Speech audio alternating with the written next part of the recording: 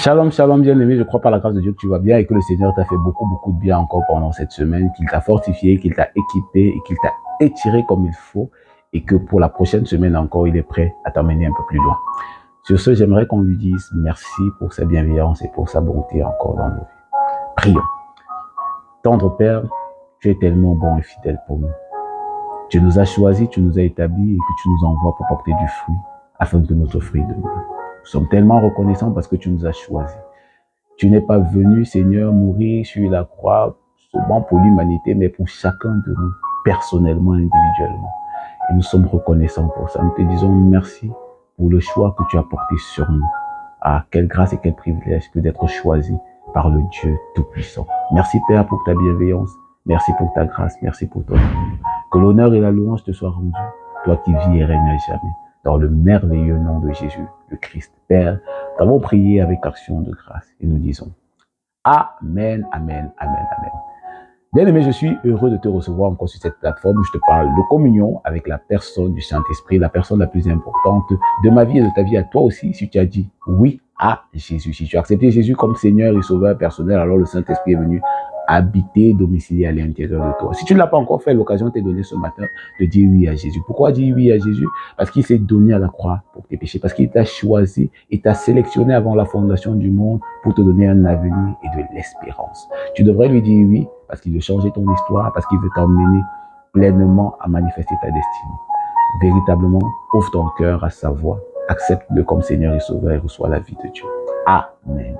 Comme je t'ai dit, je te parle de communion avec la personne du Saint-Esprit, d'intimité avec la personne du Saint-Esprit. Mon but est véritablement de t'emmener, de t'encourager dans ta relation personnelle avec la personne du Saint-Esprit. Parce que c'est une personne qui est venue habiter au-dedans de toi et qui veut communier avec toi, qui veut marcher avec toi, qui veut te conduire de bout en bout et qui veut te conduire véritablement vers ta destinée, t'emmener vers ta destinée. Amen. Depuis plusieurs semaines, on se disait de donner le pouvoir au Saint-Esprit, de donner le pouvoir au Saint-Esprit. Et la dernière fois, on s'est dit en fait que nous devions être remplis du Saint-Esprit parce que c'est celui qui te remplit, qui te conduit. C'est celui qui te remplit, qui te conduit. Et on s'est dit en fait que on s'est dit en lisant Éphésiens 5 au verset 18 de ne pas s'enivrer de vin, c'était de la débauche, mais d'être au contraire rempli de l'esprit. Donc Éphésiens 5 verset 18 nous dit ne vous enivrez pas de vin, cela mène à la débauche. Soyez au contraire remplis de l'esprit. Au verset 19 on nous dit ceci. Soyez au contraire remplis de l'esprit. Au verset 19 on nous dit ceci. Dites-vous des psaumes, des hymnes et des cantiques spirituels, chantant et célébrant de tout votre cœur les louanges du Seigneur. Amen. Donc, la suite au verset 19, on dit « Entretenez-vous par des psaumes. » Entretenez-vous par des psaumes.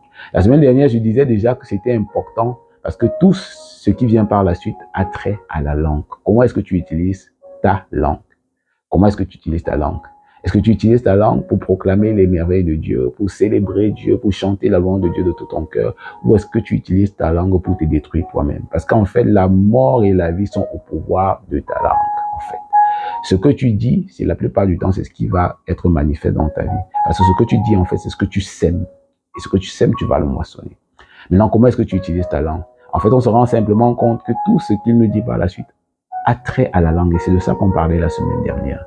De comment est-ce que toi, tu utilises ta langue? Comment toi, personnellement, tu utilises ta langue? Est-ce que c'est pour faire du commérage, du Congo, ça, comme on dit souvent chez nous? Ou est-ce que c'est pour bénir et célébrer l'Éternel? Ou est-ce que c'est pour encourager les autres? Ou est-ce que c'est pour proclamer l'Évangile? Comment est-ce que tu utilises ta langue? Le Seigneur nous dit justement au verset 19 de nous entretenir par des sons. Est-ce que tu prends le temps de t'entretenir ou est-ce que tu prends le temps de t'entretenir toi-même personnellement par des psaumes d'abord? La semaine dernière, on disait, par exemple, l'Éternel est mon berger, je ne manquerai de rien. Il me conduit vers des verts pâturages. Est-ce que tu prends le temps souvent de proclamer la parole? Parce que c'est en proclamant la parole, en fait, que la foi est manifeste et palpable. Parce qu'en fait, la foi vient de ce qu'on entend, et ce qu'on entend vient de la parole de Christ. Mais la foi vient de ce qu'on entend. Et pour entendre, il faut parler, il faut proclamer, il faut confesser. Et comme je te le disais la semaine dernière, que ce soit avec le psaume 23, comme on citait tout à l'heure, ou encore même avec le psaume 68 qui dit « L'Éternel se lève, Dieu se lève et ses ennemis se dispersent. » Est-ce que tu es conscient encore? Est-ce que tu proclames que Dieu se lève dans ta vie et que forcément ses ennemis se dispersent? Est-ce que tu es conscient qu'au verset, par exemple, 29, toujours du Psaume 68, ton Dieu ordonne que tu sois puissant? Mon frère, ma soeur, plus tu proclames la parole de Dieu, plus les raisonnements vont tomber. Plus les raisonnements de défaite, d'infériorité vont tomber. Et tu te rendras simplement compte que la foi t'a rempli. La foi t'a rempli. Pourquoi? Parce que tu as proclamé la parole. Et quand ton oreille ou ton homme intérieur, ton âme peut-être entendu, elle s'est embrasée en fait au-dedans. Pourquoi? Parce que la parole a un pouvoir. La parole a un pouvoir. C'est pourquoi il nous dit, entretenez-vous. Régulièrement, entretiens-toi personnellement par les psaumes. On viendra à la suite, la semaine prochaine, sur des hymnes, des cantiques spirituels. Mais aujourd'hui, on s'arrête juste sur des psaumes. Entretenez-vous par des psaumes. Mon âme bénit l'Éternel. Je bénirai l'Éternel en tout temps et ta louange sera toujours dans ma bouche. Ou bien encore le verset, le Psaume 45 qui nous dit par exemple que, en fait, ma langue sera comme la plume d'un habile écrivain. Chantez, chantons, en fait, entretenons-nous par des psaumes. Entretiens-toi personnellement par des psaumes. Oh, heureux celui que tu admets, que tu choisis et que tu admets dans ta présence. Le Psaume 65 au verset 5. Heureux celui que tu choisis et que tu admets dans ta présence.